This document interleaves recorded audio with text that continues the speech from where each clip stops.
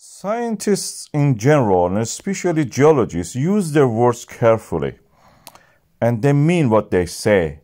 And when Thorvaldur Thorvaldsson, the professor of geology and volcanology at the University of Iceland, says, falling of a man into a hole in Grindavik cannot be called an accident, his word has a weight.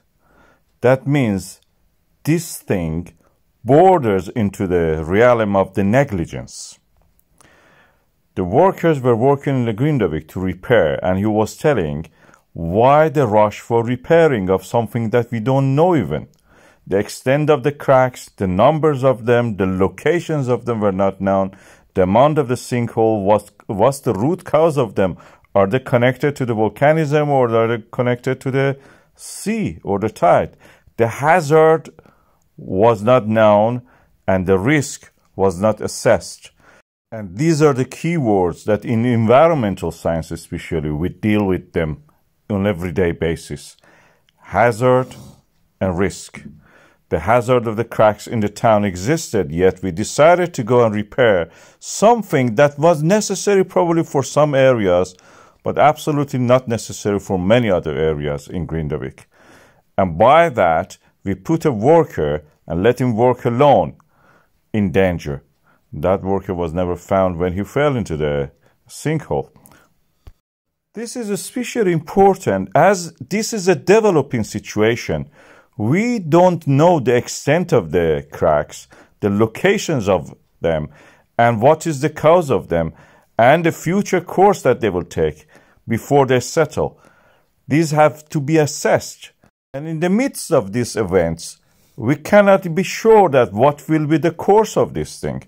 It may take 10 years for all the, events in this area, volcanic upheaval, earthquakes, everything, actually to settle down. So we can be sure this situation, this crack, this street will be the same shape for next 5 years, 10 years. So we can actually start to repair it.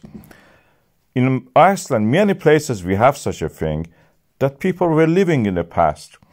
It was a tough life by then. Nowadays, we have more choices. We have better lives. We live longer. And these things have to be considered when we are going to actually expose people to risk. Or involve them in legally binding agreements, for example, selling them properties, houses, in areas that we know that the risk assessment has not been done. For example, we have an area in the east of the Reykjavik that is quite possible. We have to be sure that people are not exposed their money, the income, the investment into areas that actually poses a risk to them. Once that a lava field has reached the vicinity of an area, it may happen again in future. And this has to be considered as a risk, and the insurance must be according to that. This is money we are talking about now.